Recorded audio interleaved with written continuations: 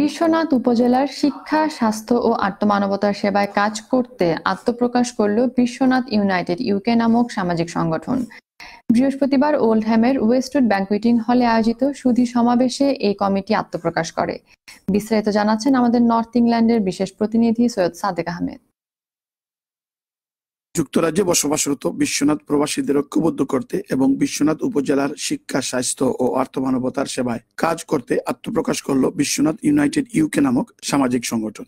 প্রবাসের বুকে এক টুকরো বিশ্বনাথ, এই স্লোগান ধারণ করে বৃহস্পতিবার ওল্ডহ্যামের ওয়েস্টউড ব্যাংকুয়েটিং হলে আয়োজিত এক সুধী সমাবেশে এই কমিটি আত্মপ্রকাশ করে। কমিউনিটি ব্যক্তিত্ব গীতিকার মোফাজ্জল খানের সভাপতিত্বে এবং আবুল হোসেন মামুন ও আজিজুর রহমান রুমেলের যৌথ পরিচালনায় প্রধান অতিথি হিসেবে বক্তব্য রাখেন বিশিষ্ট ব্যবসায়ী আব্দুল মন্নান মোনাফ। স্বাগত বক্তব্য রাখেন মোহাম্মদ জামাল উদ্দিন।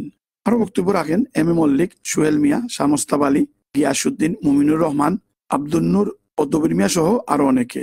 অনুষ্ঠানের শুরুতে এম জামাল উদ্দিনকে প্রেসিডেন্ট, আজিজুর রহমান রুমেলকে জেনারেল সেক্রেটারি ও জামাল উদ্দিনকে ট্রেজারার করে কমিটি ঘোষণা করেন প্রধান অতিথি আব্দুল মন্নান মোনাফ। অনুষ্ঠান শেষে অতিথিদেরকে নিয়ে কেক কাটেন সংগঠনের সদস্যরা। বিশ্বনাথের সামাজিক উন্নয়নে নতুন এই কমিটি কাজ করবে বলে জানিয়েছেন সংগঠনের কর্মকর্তারা। আমি আশা রাখি আপনাদের সহযোগিতা থাকলে এই কমিটিকে দিয়ে আমরা বিশ্বনাথের এডুকেশন, হেলথ এবং অন্যান্য দিকে আমরা সবসময় নজর দিয়ে যাতে বিশ্বনাথের উন্নয়নে এবং এডুকেশনের উন্নয়নে সাহায্য সহযোগিতা করে যাব। যেটা আমাদের লক্ষ্য এবং উদ্দেশ্য হচ্ছে বিশ্বনাথের ক্রীড়া অঙ্গন, রাজনৈতিক ও সামাজিক অঙ্গনে উন্নতি সাধন করা এবং সবাইকে নিয়ে একটি সুন্দর সমাজ গঠন করা।